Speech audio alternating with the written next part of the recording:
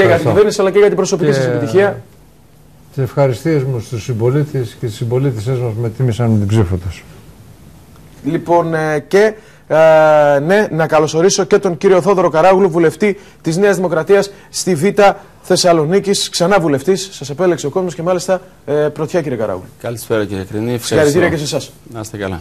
Λοιπόν, τώρα, ναι, να συνομιλήσουμε με την κυρία Μπαλά, γιατί να πούμε πως η Περιφέρεια Κεντρικής Μακεδονίας ως προς τη ροή των αποτελεσμάτων κινήθηκε πάρα πολύ γρήγορα, είχε πολύ καλή ανανέωση. Θα δούμε και τη σταυροδοσία. Έχουμε ένα θρίλερ έμεινε μόνο με το ποτάμι στη Β' Θεσσαλονίκης. Την μία έδρα που παίρνει, αν θα είναι τελικά η κυρία Μάρκο ή ο κύριος Νιφούδης. Θα το δούμε αυτό όμως. Μένουν 6 τμήματα μόνο εκεί, αλλά θα δούμε εκεί τελικά τι θα γίνει. Τώρα, θέλω, κύριε Μεταφίδη, αλλάξανε τα πράγματα. Χθες σας παρουσίασα δεύτερο, σήμερα σας παρουσιάζω πρώτο, γιατί αυτό λέει το εκλογικό αποτέλεσμα. Έτσι, για να τηρούμε τους κανόνες. Θέλω το πρώτο σχόλιο σας όμως. Γρήγορα έγινε η κυβέρνηση. Ναι, νομίζω ότι το απαιτεί η κατάσταση που ζούμε. Και διαψεύδονται βέβαια και οι Κασάνδρας ότι θα μπαίναμε σε περίοδο περιπετειών. Να θυμίσω το τελευταίο πρωθυπουργικό μήνυμα ήταν ότι μια κυβέρνηση ΣΥΡΙΖΑ περίπου είναι ο πρόλογος μιας εθνικής καταστροφής. Βλέπετε ότι τα πράγματα κινήθηκαν πολύ ομαλά. Απόλυτη ησυχία και ηρεμία επικρατεί στον τόπο και ένα αίσθημα ανακούφισης. Και το τραπεζικό σύστημα μια χαρά λειτουργήσε σήμερα. Τι όχι. Έτσι. Κύριε Καράγουλου, θέλω και το δικό σας σχόλιο. Θετικό ή αρνητικό που έχουμε γρήγορα κυβέρνηση μέσα σε λίγες ώρες? Καταρχήν δεν έχουμε ακόμη κυβέρνηση. Έχουμε ορκομοσία πρωθυπουργού. Αύριο ελπίζουμε να δούμε κυβέρνηση. Από εκεί πέρα. Γιατί το λέτε έτσι? Αύριο περιμένουμε να δούμε. Δεν έχουμε ακόμη. Είναι μια κυβέρνηση συνεργασίας μεταξύ δύο κομμάτων. Εγώ, σαν Έλληνας πολίτης, εύχομαι τα καλύτερα δυνατά, το καλύτερο δυνατόν, η κυβέρνηση να πετύχει, να πάει καλά. Από εκεί πέρα δεν είμαι ιδιαίτερα αισιόδοξο. Πιστεύω ότι μάλλον θα έχουμε προβλήματα. Θα τα δούμε αυτά όμως στην πορεία. Να καλωσορίσω την κυρία Πόπη Μπαλά. Καλησπέρα σας. Καλησπέρα σας. Λοιπόν, να πω, χωρίς να σας παρουσιάσω με τον κλασικό τίτλο, το μυαλό της Περιφέρειας Κεντρικής Μακεδονίας ως προς τη ροή των αποτελεσμάτων, έτσι. Μια συνολική δουλειά όλων των υπαλλήλων της Περιφέρειας για να έχετε όλοι εσείς έγκυρη και έγκαιρη ενημέρωση. Έχουμε τα τελικά αποτελέσματα. Θα πρέπει να είμαστε ακριβείς, τελικά όχι. Έχουμε τα αποτελέσματα τα οποία μπορούμε εμείς να καταχωρήσουμε, είτε μιλάμε υπέρ συνδυασμών, έχουμε τελικά. Υπέρ υποψηφίων δεν έχουμε τελικά, διότι δεν έχουμε όλα τα τηλεγραφήματα υπέρ υποψηφίου για να μπορούμε να ενημερώσουμε τη βάση μας. Αν και στους σταυρούς, κυρία Μπαλά, ξεκαθαρίστηκαν τα πράγματα εκτός από μία περίπτωση. Ναι. Την οποία βέβαια θα περιμένουμε και θα αναμένουμε να ξεκαθαρίσει το πρωτοδικείο ως καθήλυνα αρμόδιο. Μάλιστα. Κύριε Μπαλά, σας εύχομαι να πω καλή ξεκούραση τώρα.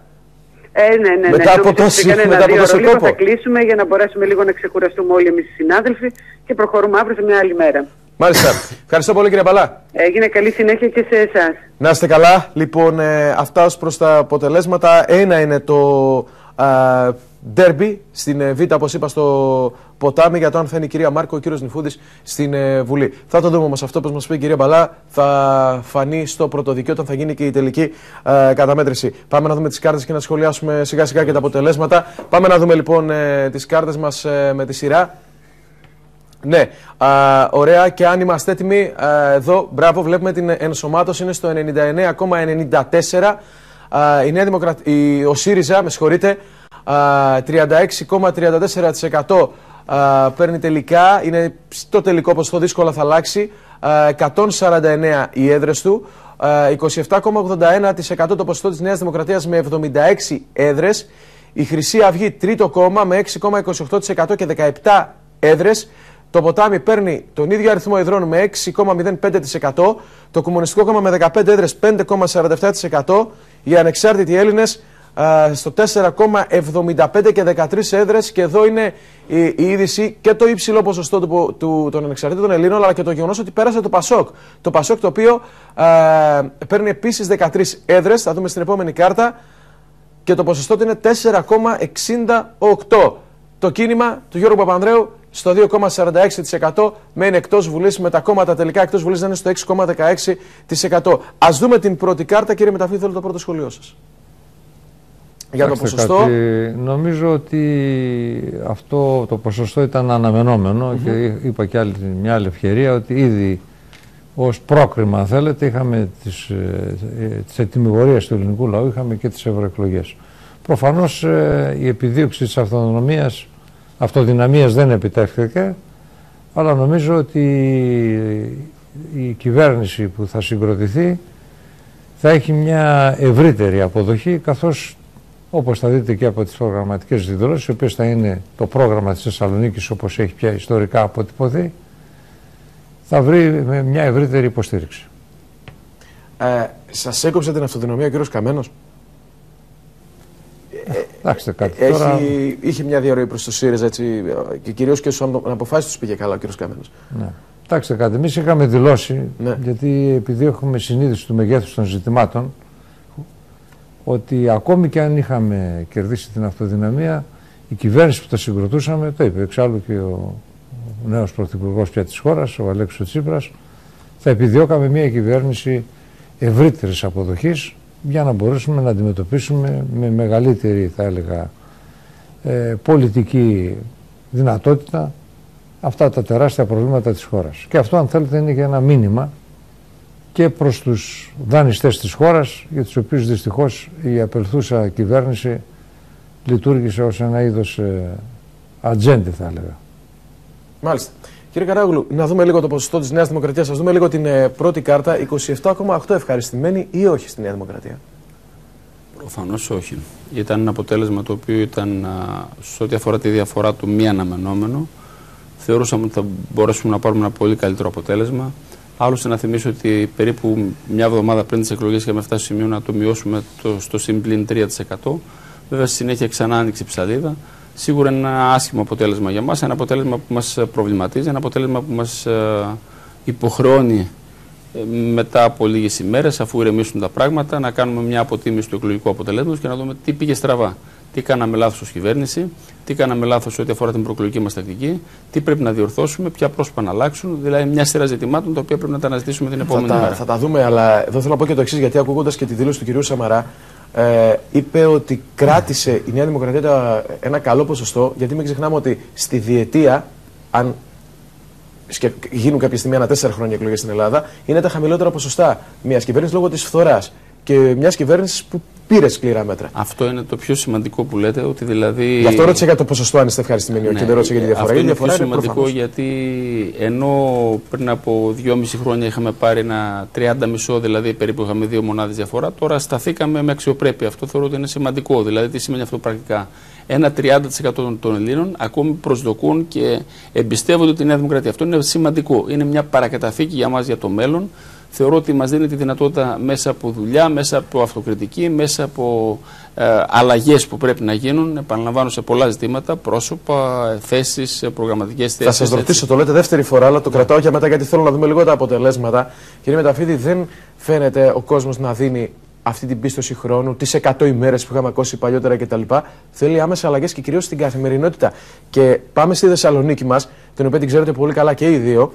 Ο ΣΥΡΙΖΑ πήρε 34,12% στην Α Θεσσαλονίκη, είναι τελικό το αποτέλεσμα. Η Νέα Δημοκρατία αρκετά πεσμένη σε μια περιοχή που κάποτε, κύριε Καράγουλου, τη θεωρούσαμε κάστρο για τη Θεσσαλονίκη. Το λέω καλά. 24,84%, το Ποτάμι 7%, η Χρυσή Αυγή 7,07%, τρίτο κόμμα στην Α Θεσσαλονίκη, η Χρυσή Αυγή. Το ΚΚΕ 5,61%, ιδιαίτερα πεσμένο το ΠΑΣΟΚ με 4,12%, που θυμίζουμε ότι είναι και η έδρα του Προέδρου του ΠΑΣΟΚ, του κ. Βενιζέλου. Η Ανεξάρτητη Έλλες με 5,56%, το Κίνημα με 1,33% και 10,35% είναι τα λοιπά κόμματα, όπου το 3,5% από το 10,5% είναι στον κύριο Λεβέντη. Είναι στην Ένωση Κέντρου. Κύριε Μεταβίδη, θέλω να σχολιάσουμε την κάρτα στην Α Θεσσαλονίκης. Τη γνωρίζετε καλά και μέσα από το Δήμο Θεσσαλονίκης. Ο κόσμος περιμένει. Ναι, κοιτάξτε κάτι, η πόλη είναι σε κατάσταση παρακμής. Όπου να γυρίσει η Θεσσαλονίκη σε πληγώνει. Και αυτό είναι μια αδικία, θα έλεγα, για αυτή την πόλη, η οποία θα έπρεπε να βρίσκεται σε ένα άλλο επίπεδο, αν το πολιτικό της προσωπικό και η εκπροσώπησή της όλα τα προηγούμενα χρόνια, όχι για λόγους τοπικισμού, αλλά για λόγους πραγματικής ανάγκης, πρώτα-πρώτα είχε σταθεί στο πλευρό αυτών οι οποίοι υπέφεραν και υποφέρουν τα πάντα από την κρίση. Για αυτονόητα ζητήματα. Παραδείγματος χάρη, να κυκλοφορούν οι άνεργοι χωρίς να πληρώνουν στα μέσα μεταφοράς. Ένα απλό πράγμα. Αυτό δεν έγινε. Αυτό με αγώνα πέρασε και μέσα από τα μέσα μαζικής ενημέρωσης. Και κυρίως στη δημοτική τηλεόραση. Το λέω αυτό. Να θυμίσω όμως ότι αυτή η πόλη έδωσε μία μάχη πάρα πολύ σημαντική για να υπερασπίσει ένα αυτονόητο κοινό δημόσιο αγαθό. Και η κυβέρνηση αυτή είχε θεωρήσει ότι δεν συμβαίνει τίποτα, ότι είναι παράνομο αυτό που έχει γίνει. Λέτε για το νερό. Για το νερό. Στήλωσε τα πόδια της. Γιατί ταυτόχρονα με τις ευρωεκλογές είχαμε και δημοψήφισμα για το νερό. Και μπορεί αυτός που σας μιλάει αυτή τη στιγμή να σεμνύνεται και η παράταξή του ότι όταν φέραμε το ζήτημα αυτό στο Δημοτικό Συμβούλιο μαζί με το Σωματείο των Εργαζομένων της ΕΙΑΔ το 2009 παρακαλώ, είχε πάρει μόνο την ψήφο του. Μάλιστα. Έγινε όμως αυτό. Θέλετε να πείτε κάτι πάνω αγώνας, παλαϊκός. Μεταφίδης. Σας το λέω αυτό, ξέρετε, για να με απαντήσει ο κύριος Καράλου, γιατί αυτό ήταν μια περιφρόνηση προς το δικαίωμα αυτής της πόλης και του λαού της να αποφασίζει για τα αυτονόητα. Ο κύριος Καρούτζος μάλιστα είπε ότι ήταν εναντίον του εθνικού συμφέροντος. Το εθνικό συμφέρον λοιπόν ήταν να απολυθεί το νερό. Η πόλη αυτή είπε όχι. Κύριε Καράγουλου. Αν και δεν είναι εκλογική σας περιφέρεια. Αλλά θέλω να πω ότι γενικότερα όλη η Βόρεια Ελλάδα, Μακεδονία και Θράκη είναι τα προπύργια της παράταξής μας. Παραδοσιακά η παράταξή μας είχε δύο πόδια, ένα στη Βόρεια Ελλάδα, Μακεδονία και Θράκη και ένα στην Πελοπόννησο και ειδικότερα στο νότιο κομμάτι της Πελοπόννησου. Βλέπουμε ότι έχουμε αρκετές διαρροές, εισαγωγικά βάζω τη λέξη τώρα, σε ό,τι αφορά συγκεκριμένους νόμους, περιφερειακές ενότητες. Πού οφείλεται αυτό? Οφείλεται στο ότι είναι έντονα τα προβλήματα που ζούμε στην περιοχή μας, στη Βόρεια Ελλάδα. Η αποβιομηχάνηση και η ανεργία σπάει κόκαλα. Αυτό είναι μια πραγματικότητα. Σωστά το επισήμανε προηγουμένως ο κ. Μεταφίδης, ότι υπάρχουν πάρα πολλά προβλήματα. Θεωρώ λοιπόν ότι αυτό έχουν επηρεάσει και έχουν βαρύνει γενικότερα το πολιτικό κλίμα για την παράταξή μας. Άνω τελεία, γιατί βλέπουμε σε απευθείας εικόνα τον Πρωθυπουργό. Στο σκοπευτήριο της Κεσαριανής, όπου σε μια συμβολική κίνηση κατέθεσε λουλούδια. Θέλετε να πείτε κάτι? Να θυμίσω ότι ακόμη και το σκοπευτήριο της Κεσαριανής ήταν προσπόληση από το ΤΑΙΠΕΔ. Φαντάζεστε, ξέρετε τι σημαίνει Κεσαριανή. Θέλω να το πείτε όμως, γιατί εμείς είναι ένα από τα σύμβολα της αντίστασης και του μαρτυρίου απέναντι στις δυνάμεις κατοχής. Να θυμίσω ότι την Πρωτομαγιά του 1944 εκτελέστηκαν 200 αγωνιστές στο σκοπευτήριο της Κεσαριανής. Είχαμε τον μπλόκο της Κεσαριανής, για να μην έρθω και στα υπόλοιπα που έγιναν. Και είναι το σημείο που κατέθεσε τώρα ο Πρωθυπουργός λουλούδια. Κύριε Καράγουλο, λόγω σας όμως, γιατί σας διέκοψα. Ναι, συνεχίζω λέγοντας λοιπόν ότι στη Βόρεια Ελλάδα έχουμε πάρα πολλά προβλήματα. Αυτά οφείλονται κυρίως στην αποβιομηχάνηση που έχει δημιουργήσει ένα τεράστιο κοινωνικό πρόβλημα που είναι η ανεργία. Και αν σε όλη την Ελλάδα η ανεργία σε μέσο όρο είναι 25%, στη Βόρεια Ελλάδα είναι ακόμη πολύ περισσότερη. Είναι λογικό λοιπόν να έχουμε προβλήματα και αυτά να τα βρίσκουμε και πολιτικά μπροστά μας. Θεωρώ ότι ιδιαίτερα η Θεσσαλονίκη είναι μια πόλη η οποία πλήττεται κυρίως από την ανεργία. Και πριν την κρίση και πριν την κρίση, αλλά έχει και άλλα προβλήματα η Θεσσαλονίκη. Για παράδειγμα, η απαράδεκτη κατάσταση με το μετρό, η οποία χρονίζει εδώ και αρκετά χρόνια, καταλαβαίνετε ότι έχει πληγώσει την πόλη. Έχουν κλείσει εκατοντάδες μαγαζιά, έχουν βγει στην ανεργία εκατοντάδες, να μην πω χιλιάδες άνθρωποι λόγω των έργων που δεν περπατάνε όπως θα έπρεπε να περπατήσουν. Υπάρχουν ζητήματα ανοιχτά. Υπάρχουν ζητήματα τα οποία θα πρέπει να τα κοιτάξει η νέα κυβέρνηση και ελπίζω να το κάνει γρήγορα και με τους ρυθμούς που πρέπει να κινηθεί, γιατί πραγματικά είναι ανοιχτά ζητήματα. Σε ό,τι αφορά εμάς, θα παρακολουθούμε όπως είναι το καθήκον μας, έτσι, όπου χρειάζεται να είμαστε συμμέτοχοι και συνεργοί σε μια καλή προσπάθεια, βεβαίως και θα το κάνουμε με μεγάλη χαρά. Όπου βεβαίως διαφωνούμε, θα καταθέτουμε την άποψή μας και την διαφορετική μας πρόταση. Αυτό είναι το σημαντικό. Όχι απλώς να διαφωνούμε, αλλά να έχουμε και τη διαφορετική μας πρόταση. Και νομίζω αυτό θα το κάνουμε.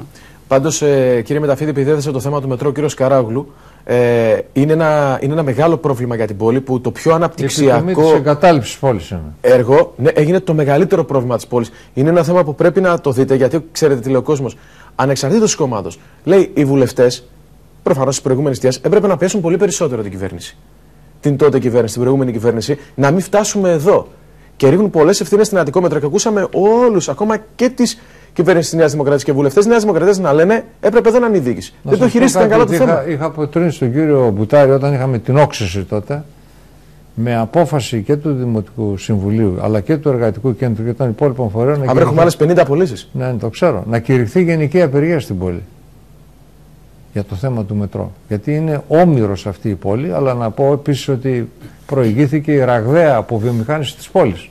Ακόμη και μια επιχείρηση που μπορούσαμε να τη σώσουμε, το λέω αυτό γιατί δώσαμε εμείς ως παράταξη βέβαια στο Δημοτικό Συμβούλιο και οι βουλευτές μας τη μάχη να μην κλείσει η Άλβο. Η οποία σήμερα σε μια επιχείρηση με διεθνή πιστοποιητικά θα μπορούσε να παράγει σήμερα πάρα πολλά υλικά που χρειάζονται για τις ανάγκες της ειρήνης. Από απορριμματοφόρα, ασθενοφόρα, μέσα μεταφορικά, ό,τι άλλο θέλετε. Και αυτή τη στιγμή πνέει τα λίστια. Και πέρα από το γεγονός ότι την έχουν προσπόληση. Θέλετε να πείτε κάτι, κύριε Καράγλου? Σας είπα τώρα, δίκη προθέσεων δεν θέλω να κάνω. Ο κύριος Μηταφίδης είπε κάποια ζητήματα με τα οποία συμφωνώ ότι υπάρχουν προβλήματα πραγματικά και η Άλβων είναι από τα σημαντικά προβλήματα. Υπάρχουν 350 εργαζόμενοι τώρα από τις παλιές δόξες, από τους 1000 που έχουμε 350. Από εκεί πέρα οι προθέσεις είναι καλές.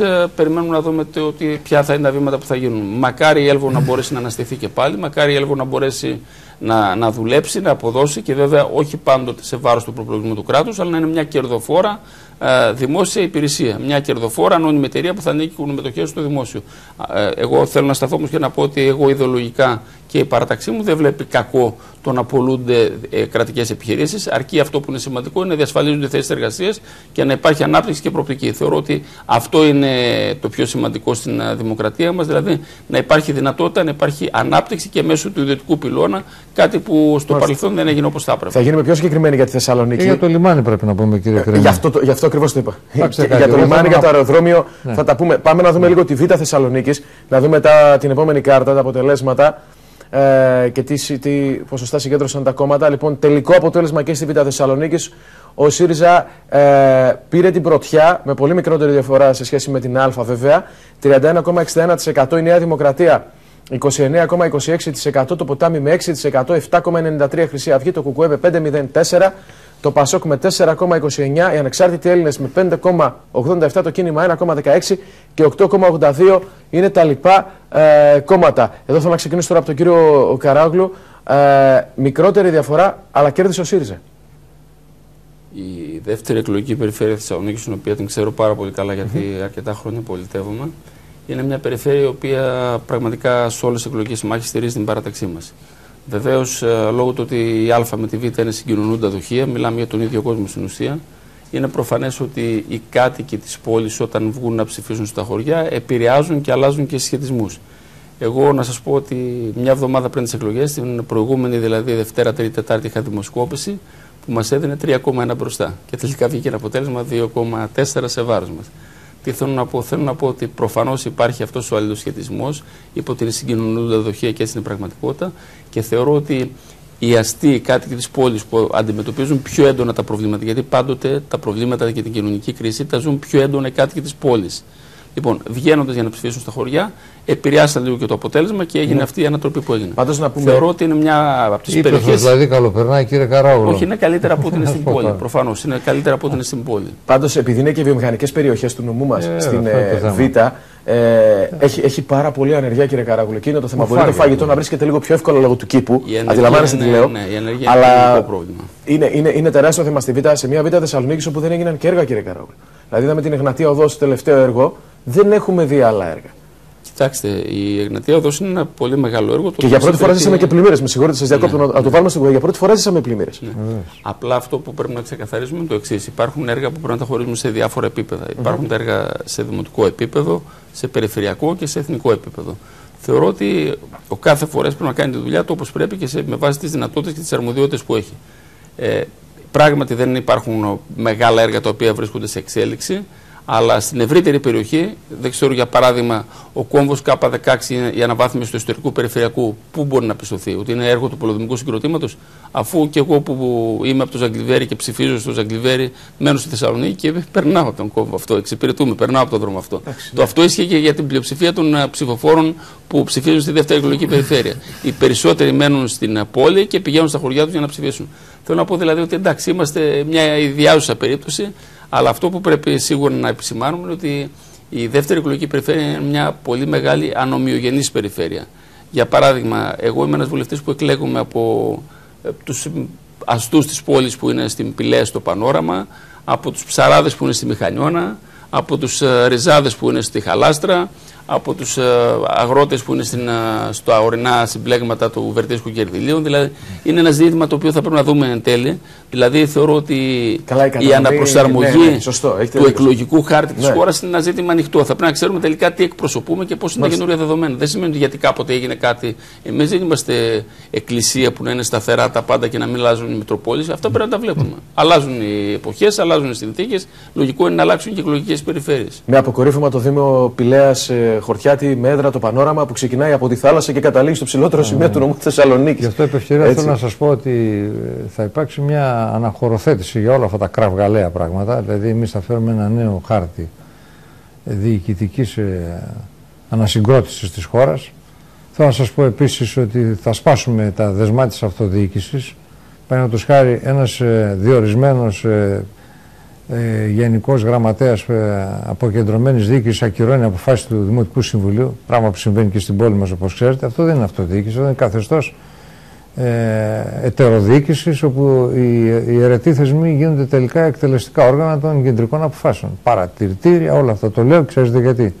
Γιατί δυστυχώς και καθόλου τυχαία, βέβαια απορροφήθηκαν από το κεντρικό πολιτικό πρόβλημα της χώρας, ζήτημα το οικονομικό, το χρέος, όλα τα υπόλοιπα ζητήματα. Η αυτοδιοίκηση έμεινε στη σκιά των εκλογών αυτών. Δεν συζητήθηκαν αυτά. Η αυτοδιοίκηση, η παιδεία, η υγεία, βασικοί τομείς, που αφορούν την επιβίωση αυτού του. Πάντως ήταν μια συζήτηση γύρω από τις δημοσκοπήσεις. Αυτό ήταν πραγματικότητα. Πράγματι στις εκλογές το μόνο που συζητούσαμε το τι μελιγενέστε σε σχέση με τα ζητήματα οικονομίας.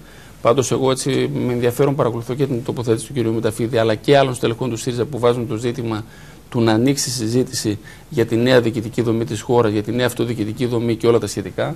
Θεωρώ ότι είναι μια ενδιαφέρουσα συζήτηση και πρέπει να συμμετέχουμε, αρκεί να μην γίνει με προκαταλήψεις και αρκεί να μην γίνει με προηλημμένες αποφάσεις. Αν δηλαδή είναι μια ανοιχτή συζήτηση και συζητήσουμε για το πώς θα πρέπει να γίνει η νέα δομή της αυτοδιοίκησης και πώς πρέπει να γίνουν ο νέος χάρτης των εκλογικών περιφερειών, έτσι, σπάσιμο, μικρότερες εκλογικές περιφέρειες. Έχουμε μια εμπειρία, εν πάση περιπτώσει. Δεν συζητάμε τώρα θεωρητικά. Αρκεί να μην γίνει αυτό που έγινε στο παρελθόν, όπου και με τον Καποδιστρή και με τον Καλλικράτη είχαμε κραυγαλαία παραδείγματα κομματικής δράσης, ας πούμε. Αυτά το θέμα των πόρων της αυτοδιοίκησης. Εγώ να επαναλάβω, σας το είπα και σε άλλη εκπομπή.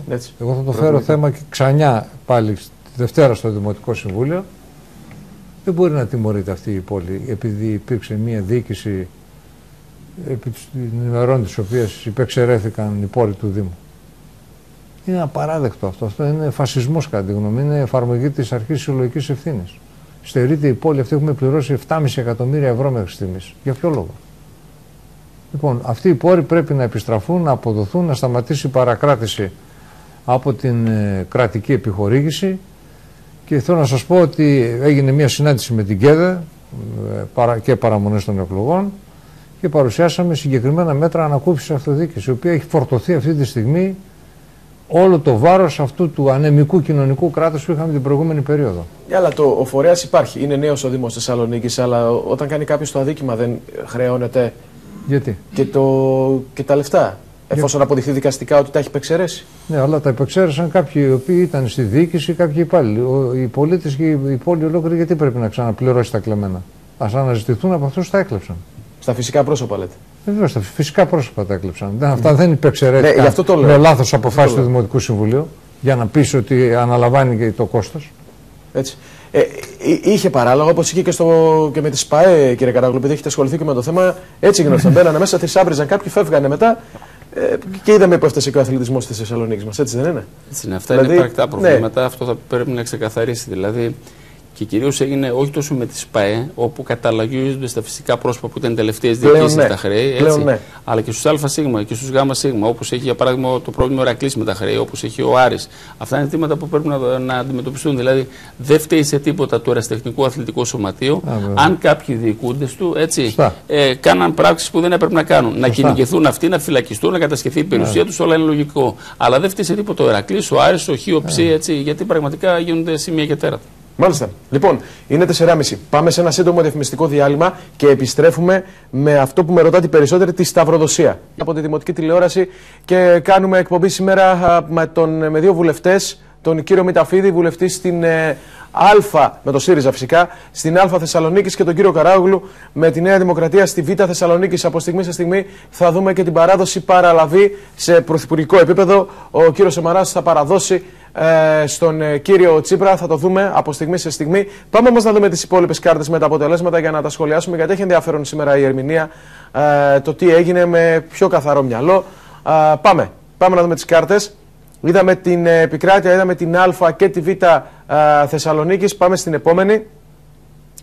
Βλέπουμε την σταυροδοσία, κύριε Μεταφίδη, όσον αφορά το ΣΥΡΙΖΑ. Πρώτος είναι ο κύριος Αμανατίδης. Η ενσωμάτωση είναι σχεδόν τελική και οι αποστάσεις είναι τέτοιες που από το 2% που μένει δεν νομίζω ότι μπορεί να αλλάξει κάτι. Η κυρία Χαραλαμπίδου είναι δεύτερη, ο κύριος Κουράκης τρίτος, ο κύριος Μηταφίδης τέταρτος, ο κύριος Τριανταφυλλίδης είναι πέμπτος, η κυρία Τεκτονίδου έκτη και η κυρία Γαϊτάνη έβδομη και τελευταία εκλόγιμη θέση για την Α Θεσσαλονίκης. 7 έδρες παίρνει ο ΣΥΡΙΖΑ, έτσι είναι, στην Α Θεσσαλονίκης. Από και μετά ακολουθεί η κυρία Μάλαμα, η οποία είναι πρώτη επιλαχούσα. Πάμε στην επόμενη κάρτα. Στην Α Θεσσαλονίκης, στη Νέα Δημοκρατία, η οποία έχει 4 έδρες στην Α Θεσσαλονίκης. Ο κύριος Καραμαλής εκλέγεται ούτως ή άλλως ως πρώην πρωθυπουργός, είτε είχε σταυρό είτε δεν είχε. Ο κύριος Γκιουλέκας είναι πρώτος, έχει μία διαφορά 600-700 σταυροί είναι περίπου από τον κύριο Καλαφάτη, και η κυρία Ράπτη τέταρτη, εκλόγιμη θέση με 25.000 και κάτι σταυρούς. Ο κύριος Ορφανός είναι πρώτος επιλαχών, πέμπτος πρώην υπουργός Μακεδονίας Θράκης. Τώρα πάμε στο Μαξίμου, διακόπτουμε λίγο το ρίο των καρτών, όπου έφτασε ο κύριος Τσίπρας για την παράδοση, παραλαβή, αναλαμβάνει καθήκοντα ο νέος πρωθυπουργός. Βλέπουμε και τις εικόνες από το εξωτερικό, από την είσοδο του Μεγάρου Μαξίμου. Είναι μια μέρα που δίνει αυτό που έγραφε και ο τίτλος, αλλαγή φρουράς όσον αφορά την πρωθυπουργία. Τώρα πάμε να δούμε λίγο και τις υπόλοιπες κάρτες με τους σταυρούς για να τα δούμε συνολικά και να συνεχίσουμε την κουβέντα μας για τη Θεσσαλονίκη. Στην Α Θεσσαλονίκης η Χρυσή Αυγή, για τη Χρυσή Αυγή πρώτος έρχεται ο κύριος Γρέγος και δεύτερη η κυρία Αναστασιάδου. Το Ποτάμι εκλέγει μία έδρα, είναι η κυρία Ταχιάου, η κυρία Χριστίνα Ταχιάου. Δεύτερη είναι η κυρία Νιώβη Παυλίδου, η οποία είναι πρώτη επιλαχούσα. Πάμε στην επόμενη κάρτα, όπου το Κομμουνιστικό Κόμμα εκλέγει τον κύριο Βαρδαλή. Δεύτερος είναι ο κύριος Δελής. Και οι ΑΝΕΛ έχουν μία έδρα επίσης, είναι ο κύριος Ζουράρης, ο πολιτιολόγος, ο καθηγητής. Δεύτερος είναι ο κύριος Αβραμίδης. Πάμε. Το Πασόκ εκλέγει μία έδρα, έχει τον κύριο Βενιζέλο, όπου το Πασόκ θα το ρωτήσω και στους δύο καλεσμένους, με ιδιαίτερα χαμηλά ποσοστά σε αυτή την εκλογική αναμέτρηση. Πάμε, θα δείξουμε Β. Πάμε Β, η κυρία Μανατίδου πρώτη, ο κύριος Φάμελος δεύτερος. Εκλέγονται, 2 βγάζει στη Β Θεσσαλονίκη ο ΣΥΡΙΖΑ. Με συγχωρείτε, η κυρία Αγοραστούδη είναι πρώτη επιλαχούσα. Στην Νέα Δημοκρατία, στη Β Θεσσαλονίκης, έχουμε την υποψηφιότητα του πρώην πρωθυπουργού του κυρίου Σαμαρά, αλλά κρατά την έδρα στη Μεσσηνία, στην περιοχή του. Και πρώτος είναι ο κύριος Καράογλου και δεύτερος ο κύριος Αναστασιάδης. Εκλέγονται και οι δύο, και ο κύριος Καράογλου και ο κύριος Αναστασιάδης. Ένα σχόλιο, αν επιτρέπετε. Βεβαίως. Προφανώς αυτό που βλέπω, το ενσωμάτωση 99,81, αναφέρεται στο κομματικό ποσοστό. Δεν αναφέρεται στο ποσοστό των σταυρών. Γιατί σύμφωνα με βάση τους σταυρούς, τα νούμερα είναι πολύ διαφορετικά. Δηλαδή, εγώ είμαι γύρω στους 25.000, ο Σάββας Αναστασιάδης είναι γύρω στους 23.000. Αυτά αναφέρονται. Ναι, δεν είναι ενσωμάτωση πάνω στο σύνολο των σταυρών. Ακριβώς. Έτσι, καλά κάνετε και διευκρινίζετε. Ναι, γιατί τα τελευταία πάντα πέφτουν λίγο πιο αργά. Επομένως, αλλά δεν αλλάζει, δεν επηρεάζεται η θέση. Όχι. Έτσι. Αυτό είναι το δεδομένο. Αλλά καλά κάνετε και το επισημαίνετε. Πάμε να δούμε και τα υπόλοιπα κόμματα, τις υπόλοιπες έδρες. Η Χρυσή Αυγή εκλέγει τον κύριο Γρεκό. Μία έδρα παίρνει η Χρυσή Αυγή στην Β Θεσσαλονίκης, με τον κύριο Ζησιμόπουλο πρώτο επιλαχόντα. Το Ποτάμι, εδώ γίνεται. Ναι, και εδώ τα νούμερα δεν είναι όπως είναι τώρα. Γίνεται. Σε απλή λαϊκή γίνεται σφαγή μεταξύ του κυρίου Νιφούδη και της κυρίας Μάρκου. Αρκεί να σας πω ότι βλέποντας την ενσωμάτωση απομένουν 6 εκλογικά τμήματα και είναι 20 σταυρούς μπροστά η κυρία Μάρκου. 2.637 σταυρούς έχει η κυρία Μάρκου, 2.617 έχει ο κύριος Νιφούδης. 6 τμήματα απομένουν. μέχρι το τέλος της εκπομπής πιθανότατα να δούμε και αυτό το αποτέλεσμα. Είναι το μοναδικό τρυπή. Έχουμε και το Πάσοκ, νομίζω, αν δεν ανοίξουμε. Κουκουέ. Η κυρία Ελένη Γερασιμίδου εκλέγεται με τον κύριο Ρέβα πρώτο επιλαχών, και από τους ανεξάρτητους Έλληνες εκλέγεται η κυρία Ξουλίδου, επανεκλέγεται, αν θυμάμαι καλά, η κυρία Ξουλίδου από τους ΑΝΕΛ. Και κλείνουμε με το Πασόκο που εκλέγεται ο κύριος Γιώργος Αρβανιτίδης, ο πρώην δήμαρχος. Έτσι δεν είναι? Στην περιοχή της Σύνδου. Στο Δήμο Δέλτα. Στο Δήμο Δέλτα πλέον, ναι. Λοιπόν, αυτά όσον αφορά την σταυροδοσία. Κύριε Μηταφίδη, 7 έδρες στην Α Θεσσαλονίκης. Ευχαριστημένος από την επίδοσή σας, να το πω έτσι. Γιατί όχι. Έχετε μια πορεία, δηλαδή, από την αυτοδιοίκηση στη Βουλή. Έχει μια ομαλή ροή, να το πω έτσι, αλλά αυξανόμενη, θα έλεγα. Έτσι. Το θέμα δεν είναι η προσωπική επίδοση, είναι η επίδοση του ΣΥΡΙΖΑ. Εγώ δεν κατέβηκα σε αυτές τις εκλογές από λόγους προσωπικής φιλοδοξίας, αλλά για να συμβάλλω σε αυτή τη μητέρα όλων των μαχών, όπως αναδείχθηκε. Πάντως, για να σας εντριγκάρω λίγο, δεν δικαιώσατε κάποιες φωνές μέσα στο ΣΥΡΙΖΑ προεκλογικά, όταν δεν ήσασταν αρχικά στο ψηφοδέλτιο. Δεν πειράζει. Αντιλαμβάνεστε τι λέω? Δεν πειράζει. Έτσι, δηλαδή, πρέπει να το πω αυτό. Χαμογελάτε, κύριε Καράογλου, αλλά πολλές φορές τα κομματικά επιτελεία μπροστά στα κάνουν λάθη, έτσι δεν είναι? Τόπου, αυτά είναι, κατά τη γνώμη μου, παρονυχίδες. Αυτά που γίνονται στο κομματικά, αν κάποτε τα γράψουμε στο βιβλίο, θα έχει πολύ ενδιαφέρον. Αλλά δεν ήρθε η ώρα ακόμα. Αυτό τώρα έχουμε να μετρηθούμε με γίγαντια. Άλλα είναι τα προβλήματα και άλλα είναι Σαφώς. Σαφώς. Λοιπόν, πάμε στη Θεσσαλονίκη μας. Κύριε Μεταφίδη, είπατε για το νερό. Εγώ θέλω να μείνουμε στο λιμάνι, θέλουμε να μείνουμε στο αεροδρόμιο, δηλαδή σε βασικές υποδομές που μπορούν να φέρουν πάρα πολύ χρήμα. Το λιμάνι, αν συνδεθεί με το τρένο, μπορεί να παίξει πολύ σημαντικό ρόλο στα Βαλκάνια, η Θεσσαλονίκη. Γιατί δεν συνδέθηκαν τόσα χρόνια. Ναι, και εγώ θέλω να ρωτήσω κάτι άλλο όμως. Τόσο καιρό και τόσα χρόνια που είναι στο δημόσιο αυτές οι υποδομές, βλέπουμε ένα αεροδρόμιο το οποίο όσοι έχουμε ταξιδέψει είναι της πλάκας. Είναι αστείο αεροδρόμιο. Το έχω υποστεί μερικές φορές. Βλέπουμε λοιπόν ότι το δημόσιο δεν μπορεί να τα αναπτύξει αυτά, δεν μπορεί να τα μεγενθεί, να τα δώσει όθηση. Γιατί λοιπόν να τα πάρουν ιδιώτες να κάνουν τις επενδύσεις? Δεν είναι ότι δεν μπορεί. Ναι. Δεν ήθελε να το κάνει αυτό, γιατί υπήρχε μια συγκεκριμένη πολιτική. Και θέλω να σας πω ότι ιστορικά, αν θέλετε, σε όλες τις περιόδους μεγάλης κρίσης, ήταν οι δημόσιες επενδύσεις που κινητοποίησαν και τις ιδιωτικές. Το λέω αυτό σε όσους είναι, ας το πούμε, έτσι, ιδαλγοί της ιδιωτικοποίησης της ιδιωτικής πρωτοβουλίας, η οποία ιδιωτική πρωτοβουλία την ακούμε αλλά δεν τη βλέπουμε.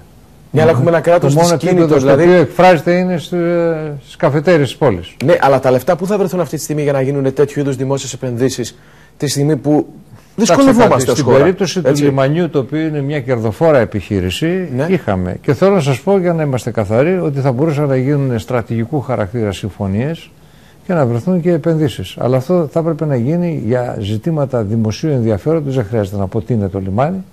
Σαφώς, αλλά η εικόνα του λιμανιού. Θα μπορούσαν να εξασφαλιστούν και κεφάλαια από το εξωτερικό, αλλά όχι με τη λογική να φτάσουμε ακόμη εδώ σε αυτή την πόλη να πουλήσουμε το λιμάνι και τις υποδομές του. Ούτε καν στο επίπεδο της παραχώρησης. Γιατί ξέρετε, ξεκινήσαμε από το ζήτημα της παραχώρησης, έτσι, για το ΣΕΜΠΟ, για τα εμπόρευμα και το κυβότια. Και καταλήξαμε εδώ και δυστυχώς με συμφωνία και πολλών από τους φορείς της πόλης να το δώσουμε το λιμάνι.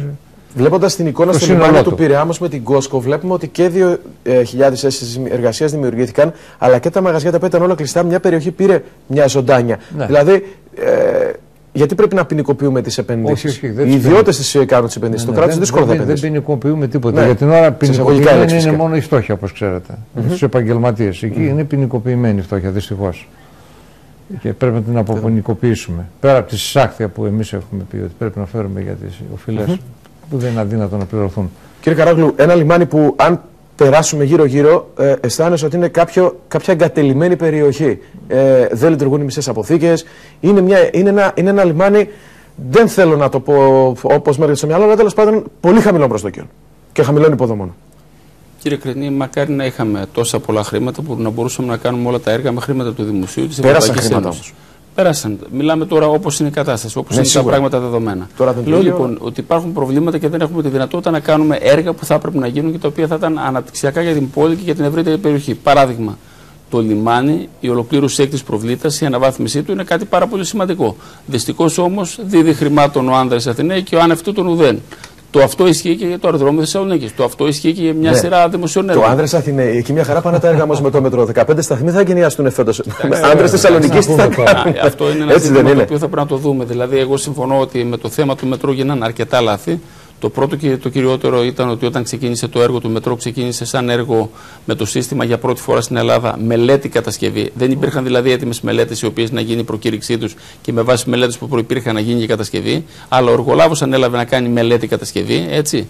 Λοιπόν, και αυτό δημιούργησε μια σειρά ζητημάτων. Συν τα αρχαία που όπου και να σκάψει την πόλη είναι γεγονός ότι υπάρχουν παντού. Το μετρό δεν είναι πρώτη φορά που το κάνει το έργο. Συν τον κύριο Μπουτάρη, ο οποίος για 2 χρόνια μπλόκαρε το σταθμό της Βενιζέλου. Συν μια σειρά ζητημάτων τα οποία μας πήγαν πίσω. Αλλά το μετρό είναι μια άλλη ιστορία. Εγώ έρχομαι και πάλι στα έργα τα αναπτυξιακά. Θεωρώ ότι έργο αναπτυξιακό είναι για παράδειγμα η αναβάθμιση του λιμανιού. Μακάρι να είχαμε τα χρήματα να το κάνουμε μόνοι μας, δεν τα έχουμε. Θεωρώ ότι δεν το κάναμε όμως, κύριε Καράγουλα, γιατί υπήρχε πολιτική επιλογή να μην το κάνουμε. Αυτό είναι άλλο ζήτημα. Μπορεί να κάνουμε μπροστά σε τελεσμένα γεγονότα και λέμε να αποδώσουμε στους ιδιώτες. Εδώ που είμαστε τώρα, κοιτάμε το αεροδρόμιο, είναι ντροπή. Έγινε ένα έργο, η επέκταση του αεροδιαδρόμου 1027, το οποίο μέσα στο 2015 νομίζω τελειώνει, αρχές 16, δεν είμαι σίγουρος ακριβώς. Λοιπόν, το θέμα είναι ότι ο αεροσταθμός όπως είναι, καταλαβαίνετε ότι όταν έχει κίνηση το καλοκαίρι, είναι ο ένας πάνω στον άλλο. Αυτό λοιπόν είναι ένα ζήτημα. Ένας ιδιώτης θα μπορέσει να κάνει κάποια έργα τα οποία το κράτος δεν έχει δυνατότητα να τα δώσει. Ξέρετε όμως κάτι, επειδή στη Β' Θεσσαλονίκη έχουμε και το χιτά. Έτσι, ένα θέμα το οποίο επίσης το γνωρίζετε καλά, οριακά δουλεύει και ο χιτά. Θέλω να πω στη Θεσσαλονίκη, ένα έργο να αρχίσει και να τελειώσει δεν έχουμε δει ποτέ. Ο διάδρομος που λέτε επέκταση του διαδρόμου 1027 μέσα στη θάλασσα σταμάτησε για καιρό, ξανάρχισε. Ο έτος προβλέπεται στο λιμάνι, χρόνια τον ακούμε, δεν τελειώνουν τα έργα. Δεν υπάρχει υγεία οικονομική, για αντιλαμβάνεστε πώς το λέω, στη Θεσσαλονίκη μας. Μήπως πέφτουμε και σε μια παγίδα που οι φίλοι μας, οι Αθηναίοι, μας τη βάζουν μόνιμα, ότι δηλαδή διαιρούμαστε και για το παραμικρό έργο έχουμε μία άποψη ο ένας, μία άποψη ο άλλος. Δηλαδή, να σου πω κάτι, όταν συζητούσαμε για το μετρό, υπήρχε μία άποψη που. Έχουμε μιζέργα στην πόλη, αυτό ισχύει. Ακριβώς. Όλα αυτά κάποιοι τα εκμεταλλεύονται και τα δημιουργούν. Εδώ όμως ο κόσμος τι λέει, κύριε Καράγουλου, γι' αυτό σας εκλέγουμε. Να πάτε κάτω, να τους πείτε, παιδιά, το έργο δεν σταμάτησε πάνω το μετρό. Ωραία, αλλά τι θα γίνει. Όταν λιμάνι, η μισή έχουμε τη μία άποψη, άλλη μισή την άλλη, και αυτό έτσι βγαίνει τόσο δυνατά η κόντρα αυτή που βρίσκει ο άλλος την ευκαιρία και λέει, μα καταλήξτε τι θέλετε τέλος πάντων. Στο μετρό πώς δεν συνέβη. Για αρκετά χρόνια, κύριε Μεταφίδη, σας θυμίζω ότι υπήρχε διαφορετική άποψη. Που λέγε επιφανειακό σταθερό μέσο μαζικής μεταφοράς. Θα το είχαμε χρόνια τώρα. Θα μπορούσαμε να είχαμε κάλλιστα τραμ χωρίς να βοηθήσει το μετρό. Ναι, αλλά αυτό ήταν μια τροχοπέδια. 4-5 χρόνια συζητούσαμε αν θα πρέπει να είναι επιφανειακό ή υπόγειο. Και αυτό το έβρισκε μια καλή δικαιολογία η Αθήνα, η οποία ευκαιρία ψάχνει. Δεν νομίζω ότι ήταν οι διαφωνίες σε επίπεδο πόλης που εμπόδισαν να γίνει το έργο. Να πω λίγο όμως για να. Η τοπική αυτοδιοίκηση στη Θεσσαλονίκη έχει δώσει παράδειγμα, οι δήμαρχοι όλοι είναι ενωμένοι. Σε πολλά ζητήματα. Αυτό τους τιμά. Σε πολλά ζητήματα. Ναι, και καλά κάνουν. Και έτσι πρέπει να είναι διεκδικητικά αυτά που πρέπει και χρειάζεται η πόλη και η ευρύτερη περιοχή να τα διεκδικούν. Το μονοπόλιο του ΑΣΤ ποιος το έχει εγκαθιδρύσει σε αυτή την πόλη? Αυτό που θέλω να πω. Με πολιτικές αποφάσεις δεν έγινε αυτό. Το να υπάρχει δυνατότητα να μπει ο ιδιωτικός τομέας σε περιπτώσεις έργων που δεν μπορούν να γίνουν. Δηλαδή, παράδειγμα, η αναβάθμιση του λιμανιού, η αναβάθμιση του αερολιμένους. Είναι έργα τα οποία είναι τα έργα τα οποία εκ των πραγμάτων. Αυτό το κράτος δεν έχει, κάποιος πρέπει να τα βάλει. Εκτός αν πούμε ότι θα περιμένουμε όταν το κράτος έχει λεφτά να τα κάνει τότε. Αλλιώς τότε το λιμάνι μας θα μαραζώνει, θα χάνει τους πελάτες του, το ίδιο και το αεροδρόμιο, θα γίνει ένα μικρό γραφικό αεροδρόμιο μιας μικρής πόλης. Αυτά πρέπει να τα βλέπουμε. Δεν είναι κακό. Ο ιδιωτικός τομέας δεν είναι κακός. Πρέπει να μπαίνει. Η συνεργασία ιδιωτικού με δημόσιο τομέα είναι χρήσιμη. Παντού σε όλες τις χώρες του κόσμου το 70% της οικονομικής δράσης προέρχεται από τον ιδιωτικό τομέα. Εμείς βέβαια πήγαμε στο αντίθετο. Είμαστε μια σοβιετικού τύπου οικονομία. Αυτά πρέπει να αλλάξουν σιγά-σιγά. Και νομίζω ότι θα αλλάξουν. Ήταν κλειστή οικονομία. Με αυτή την έννοια το λέω. Δεν είναι ότι ήμασταν κολχόζ, αλλά ήμασταν μια κλειστή οικονομία που βάζει πολύ μεγάλο κομμάτι της. Πώς ήμασταν κλειστή οικονομία? Να θυμίσω ότι η δεκαετία του 90 μετά την κατάρρευση του λεγόμενου υπαρκτού σοσιαλισμού υπήρξε μια εξόρμηση. Πήγαν τα φασονάδικα από τη Θεσσαλονίκη και πήγαν στην Βουλγαρία και στα Σκόπια. Εδώ ελέγχονταν ολόκληρο τομείς. Αγοράσαμε από τηλεπικοινωνίες μέχρι τα τυχερά παιχνίδια. Πώς έγινε αυτή η μεγάλη εξόρμηση αυτή του ελληνικού καπιταλισμού προς το νέο Ελντοράντο που ανοιγόταν στις υπόλοιπες χώρες? Εδώ όμως γιατί δεν επένδυσαν εδώ? Γιατί απλώς εκεί βρήκαν το κατάλληλο έδαφος με χαμηλούς φορολογικούς συντελεστές, με χαμηλά μεροκάματα, με χαμηλά μεροκάματα. Αυτό ακριβώς δείχνει όμως ότι η περιβόητη ιδιωτική πρωτοβουλία λειτουργεί με μόνο κίνητρο το κέρδος. Προφανώς. Με μόνο κίνητρο το κέρδος όμως δημιουργεί δυστυχία και δεν υπάρχει και αγοραστική δύναμη μετά. Αυτό είναι και το κρίσιμο ζήτημα σήμερα. Δεν μπορούμε να πουλήσουμε τα προϊόντα που παράγουμε. Ποιος θα τα αγοράσει? Δεν υπάρχει αγοραστική δύναμη. Στο να επιβάλλει τους κανόνες έτσι ώστε μέσα από τους κανόνες αυτούς. Όταν το κράτος κανοναρχεί το χορό της ιδιωτικοποίησης και γίνεται ο πολυεργητικός κρέος των ιδιωτικών συμφερόντων, τότε ποιο κράτος και ποια προστασία? Τώρα ανοίγει και ένα άλλο θέμα, κύριο Σκαράγλου, που η βόμβα έσκασε στα χέρια τους. Ήταν η βόμβα της ανεργίας και το πλήρωσαν στις εκλογές αυτές.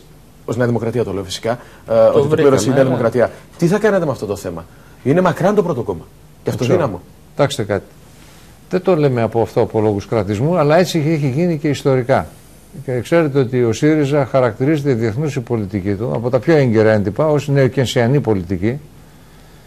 Κατά τη γνώμη μου, εάν δεν ξεκινήσει το κράτος μια προσπάθεια με δημόσιες επενδύσεις, δίνοντας ένα σημαντικό ρόλο στην τοπική αυτοδιοίκηση, ενισχύοντας τα έργα αυτεπιστασίας, απελευθερώνοντας τις απολύσεις, όλοι είναι γεμάτοι πληγές. Να τελειώσουμε από αυτό το έσχος, να έχουμε αορίστου χρόνου στο Δήμο Θεσσαλονίκης με τετράωρη εργασία. Να έχουμε δίμηνες συμβάσεις, δηλαδή απόλυτος εξευτελισμός των ανθρώπων. Να τρέχουμε από δικαστήριο σε δικαστήριο. Εγώ τουλάχιστον πηγαίνω κατά μέσο όρο 2 φορές το μήνα στο δικαστήριο σε μια προσπάθεια να γλιτώσουμε προσωπικό. Για να μπορούμε να καθαρίσουμε την πόλη.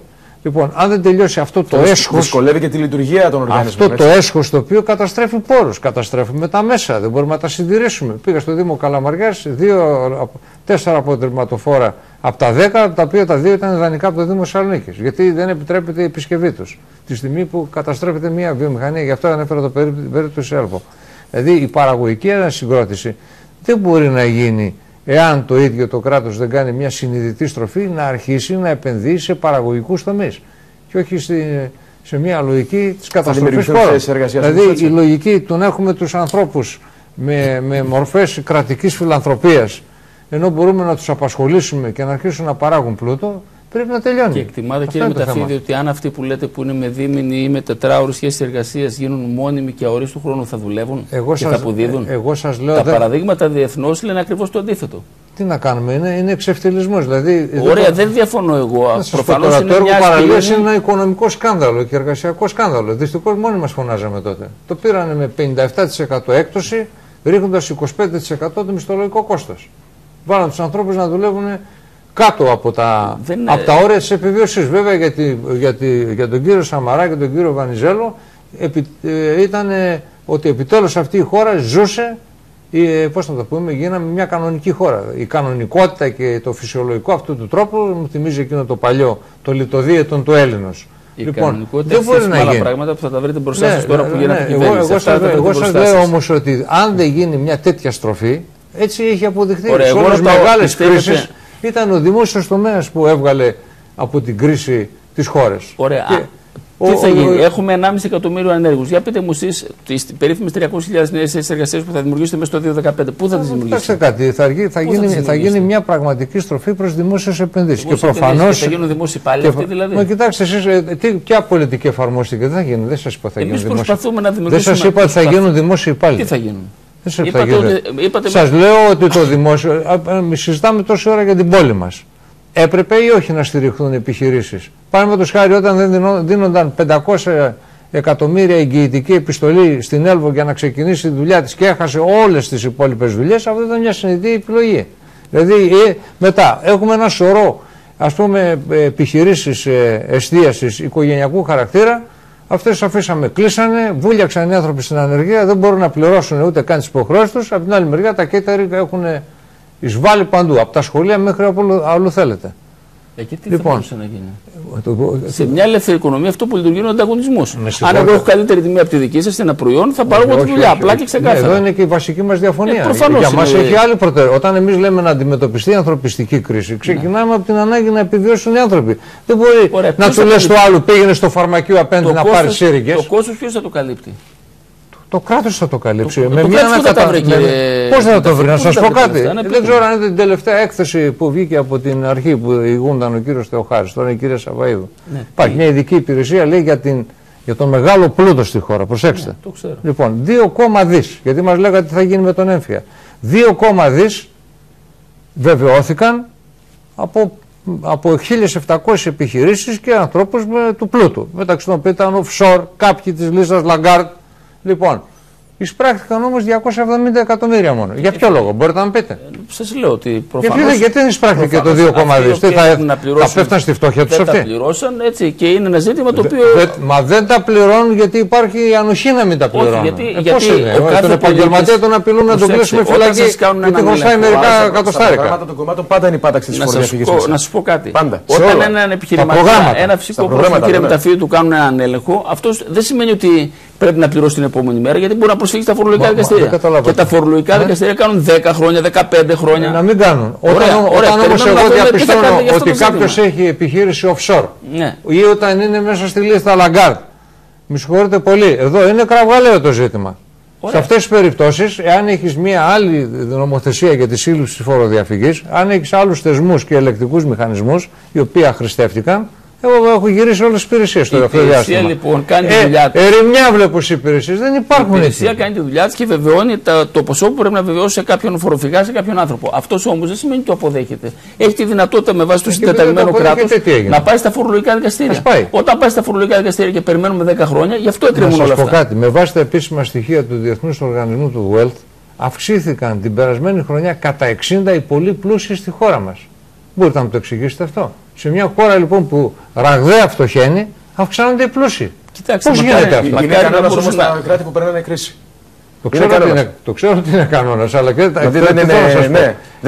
δεν μπορούσε να γίνει διαφορετικά. Εγώ θέλω να θέσω και ένα άλλο θέμα. Αυτή κατά τη γνώμη είναι μια λογική παράδοση. Γιατί ο κ. Καράγλου έβαλε το φορολογικό, θέλω να βάλω λίγο και την καθημερινότητα. Γιατί ο κόσμος είπε, θα ψηφίσω τον Τσίπρα, γιατί είπε κάτω από τα 700 ευρώ θα δώσει τη 13η σύνταξη. Θα καταργήσει τον έμφυα, άρα τι κάνει? Αυξάνει έμεσα και το εισόδημα του συνταξιούχου. Υπάρχουν πολλοί που το δέχθηκαν. Γιατί οι συνταξιούχοι γνωρίζουμε ότι είναι πιο συντηρητικοί. Το δικαιούνται στο κάτω-κάτω. Ναι, αυτό είναι ένα άλλο μεγάλο θέμα. Το οποίο δεν θέλω να το ανοίξω τώρα. Η κρίση, κύριε Κρινή, ήταν μια ανακατανομή πλούτου. Θέλω να πω ότι αυτά τα περιμένει ο κόσμος. Δηλαδή, ο κόσμος αυτά περιμένει. Τα ακούει για τα χρέη, ακούει όλα αυτά κτλ. Αλλά για τον κόσμο η ουσία είναι το χρήμα. Ακούστε κάτι. Η κρίση, για να μην χρησιμοποιούμε αυτή την ουδέτερη λέξη, η οποία είναι και ένα βολικό παράγοντα. Η κρίση έχει όνομα, τηλέφωνο, διεύθυνση από πίσω της. Δεν ήταν θεομηνία. Λοιπόν, ένας ανελαίητος πόλεμος εναντίον των φτωχών. Αυτή ήταν η κρίση. Σε αυτό το πράγμα μεταφυλήθηκε. Δέστε μια τεράστια μετακίνηση εισοδημάτων. Εξαφανίστηκε η μεσαία τάξη, οδηγήθηκε στην πλήρη εξαθλίωση. Πώς μπορείς να το ανατρέψεις αυτό? Αυτό μπορεί να γίνει μόνο στο βαθμό που πας σε μια ανακατανομή εισοδήματος. Ένα από τα μέσα που μπορεί να το κάνεις είναι η προοδευτική φορολογία. Που την προβλέπει και το Σύνταγμα. Υπάρχει προοδευτική φορολογία στη χώρα μας? Ποια είναι τα μόνιμα υποζύγια? Συνταξιούχοι και οι μισθωτοί. Είναι εύκολο τώρα. Θεομηνία είναι αυτό. Ατύχημα είναι. Είναι πολιτική επιλογή. Θα πληρώνουν οι φτωχοί και δεν θα γίνουν τους πλούσιους. Όπου επαγγελματίες προτίμησαν το ΣΥΡΙΖΑ λόγω της φορολογίας που μας είπαν στο επιχείρημα, η νεολαία λόγω της ανεργίας, και αυτό που μας έκανε εντύπωση είναι ότι και οι συνταξιούχοι που παραδοσιακά είναι πιο συντηρητικοί και είναι πιο πολύ προς τη Νέα Δημοκρατία και λόγω ηλικίας, οριακά χάσατε ως Νέα Δημοκρατία, εννοώ πάντα. Φάνηκε λοιπόν ότι ο κόσμος κουράστηκε. Ήθελε κάτι άλλο. Ναι, δεν διαφωνώ. Προφανώς ο κόσμος πάντοτε ζητάει αλλαγές στη ζωή του. Φυσικά, έτσι. Ο κόσμος πάντοτε ζητάει αλλαγές στη ζωή του, αλλά αυτό είναι ένα ζήτημα που θα δούμε τι μέλη γενέστε. Εγώ αυτό που θέλω να πω είναι απλά το εξής. Είμαστε μια μέρα μετά τις εκλογές. Είναι προφανές τώρα ότι ο κύριος Μεταφίδης και ο κάθε κύριος Μεταφίδης δεν είναι προσωπικό το ζήτημα. Μπορεί να μιλάει ελεύθερα και να λέει πώς πρέπει να γίνει η κοινωνία, πώς πρέπει να αλλάξει κτλ. Αλλά θα δούμε σε λίγο χρονικό διάστημα τι θα γίνει από όλα αυτά εδώ. Έτσι, προφανώς, μακάρι να μπορούσε η κρίση με ένα νομοθέτημα ή με ένα ιδεολογικό κατασκεύασμα να αλλάξει και να την ξεπεράσουμε την επόμενη μέρα. Μακάρι την επόμενη μέρα, ακριβώς. Μακάρι την επόμενη μέρα να μπορούσαμε όλοι να είμαστε ευτυχισμένοι. Θα θέλαμε εμείς να έχουμε τον κόσμο στεναχωρημένο και να πηγαίνουμε και να μας λέει δεν έχουμε να πληρώσουμε τον έμφυα, δεν έχουμε να πληρώσουμε τη ΔΕΗ. Τα πράγματα όμως και τα προβλήματα είναι υπαρκτά και θα τα βρείτε μπροστά σας. Αύριο δεν αρκεί η καλή πρόθεση. Εγώ δεν αμφισβητώ ότι έχετε καλή πρόθεση, αλλά ούτε συναμφισβητείτε ότι εγώ έχω καλή πρόθεση. Όλοι μας έχουμε. Το διατάφτα όμως, κύριε Μηταφίδη. Εδώ δεν είναι. Δεν κάνουμε διαγωνισμό ποιος είναι περισσότερο ευαίσθητος. Συζητάμε τώρα. Σας λέω για τα αυτονόητα. Όταν πηγαίνει κάποιος στο νοσοκομείο και του λένε πήγαινε στο απέναντι φαρμακείο να πάρεις σύριγγες ή να πάρεις καφετήρα. Όταν του λέμε το απογευματινό αερτρείο θα πληρώνεις 50 ευρώ. Και αυτός δεν έχει τα εισιτήρια για να πάει στο νοσοκομείο, αυτό είναι μια πολιτική επιλογή. Αυτά γιατί δεν υπάρχουν τα χρήματα. Δεν υπάρχουν τα χρήματα. Ποιος δεν υπάρχουν. Ποιος δεν είπε ότι δεν υπάρχουν. Δηλαδή δεν υπάρχουν τα χρήματα και πρέπει να αγορά. Αυτός που τον στέλνουν στο φαρμακείο το απέναντι, από πού θα τα βρει τα χρήματα? Μπορείτε να πείτε. Εδώ θα είμαστε και θα συζητήσουμε και μετά από 6 μήνες πάλι θα τα πούμε. Νομιμοποιήστε τους λαθρομετανάστες, δώστε τους η πλήρη ιατροφαρμακευτική περίθαλψη, ασφαλιστικά και εργασιακά δικαιώματα. Και μετά ελάτε να δούμε εδώ πέρα κλασικά επιχειρήματα αναμέτρηση της κινδυνολογικής δεξιάς. Θα σας κάνουμε. Αυτά κρίθηκαν όμως, υπάρχει και η γεωμοριογραφία του ελληνικού λαού. Μετά από 6 μήνες θα είμαστε πάλι εδώ για να κουβεντιάσουμε. Να σας πω κάτι. Εμείς θα φέρουμε τις προγραμματικές δηλώσεις ζητήματα αυτονόητα. Εγώ θέλω να σας πω, επειδή συγκάτοικοι είμαστε σε αυτή τη χώρα και μας ανήκει εξαδιαιρέτω, και εμείς ξέρετε είμαστε κατά των πιστοποιητικών εθνικοφροσύνης, γιατί τα έχουμε υποστεί, θέλουμε να είστε από την αποδόμερια του οδοφράγματος. Να σταματήσετε να παίζετε το σκοπό και το βιολί των δανειστών. Δεν το λέω εγώ, ο κ. Μαϊμαράκης το λέει. Γιατί πρέπει να ζήσει η χώρα. Έχει ορφανέψει η χώρα. Έχουμε δημογραφικό πρόβλημα. Δεν παντρεύονται οι άνθρωποι. Εγκαταλείπουν τα καλύτερα μυαλά. Εγώ δηλαδή έχω ζήσει και ηλικιακά, ξαναζώ πια σήμερα αυτό που έζησα ως μαθητής στην οικογένειά μου. Να αποχαιρετώ τα αδέρφια μου τη δεκαετία του 60. Που το maximum των γνώσεών τους ήταν το εξατάξιο γυμνάσιο εκείνη την περίοδο. Μάλιστα. Λοιπόν, τι θα γίνει αυτό? Κλείνοντας θέλω να πω. Μοραγούμε δηλαδή, δεν πρέπει να σταματήσουμε την μοραγία. Ο κ. Μηταφίδης είναι ένα παράδειγμα η μονάδα τεχνητού νεφρού, όχι τεχνητού νεφρού, μεταμοσχεύσεων στο Ιπποκράτιο. Όπου φαντάζομαι το γνωρίζετε κι εσείς, έφυγαν χέρια ίσως τα πιο έμπειρα στη χώρα. Όχι στην Ελλάδα, στη χώρα. Ήταν τιμή μας που είχαμε μια τέτοια κλινική εδώ. Αλλά, εν πάση περιπτώσει, δεν θέλω να ανοίξω παραπάνω θέματα, θέλω όμως να κλείσω γιατί είναι 5 η ώρα. Αλλά δεν μπορώ να δεν το ρωτήσω. Είπατε για αλλαγή προσώπων στη Νέα Δημοκρατία. Πιστεύετε ότι πρέπει να αλλάξει αρχηγό μετά από αυτό το αποτέλεσμα? Ο πρόεδρος του κόμματός μας εξελέγει από μια δημοκρατικότατη διαδικασία. 29 Νοεμβρίου του 2012 θυμίζω, του 2009 θυμίζω. Ψηφίσαν 1 εκατομμύριο πολίτες και εξελέγει με άνετη πλειοψηφία. Επομένως, τέτοιο ζήτημα δεν τίθεται. Θεωρώ ότι ο Αντώνης Σαμαράς σε αυτή τη φάση δεν υπάρχει κανένα ζήτημα για το πρόσωπο του. Από εκεί πέρα, αυτό που πρέπει να κάνουμε είναι, όπως πρέπει κάθε δημοκρατικό κόμμα μετά από ένα κακό αποτέλεσμα να κάνει συζήτηση, έτσι, να διερευνήσει τα αίτια της ήττας, να κάνει την αυτοκριτική του και αν χρειάζεται, όπου χρειάζεται, να κάνει και αλλαγή προσώπων και θέσεων και προγράμματος κτλ. Λοιπόν, το κράτησα για το τέλος γιατί ήταν ερώτηση κομματική προσωπική. Θέλω να σας πω και πάλι συγχαρητήρια και τους δύο.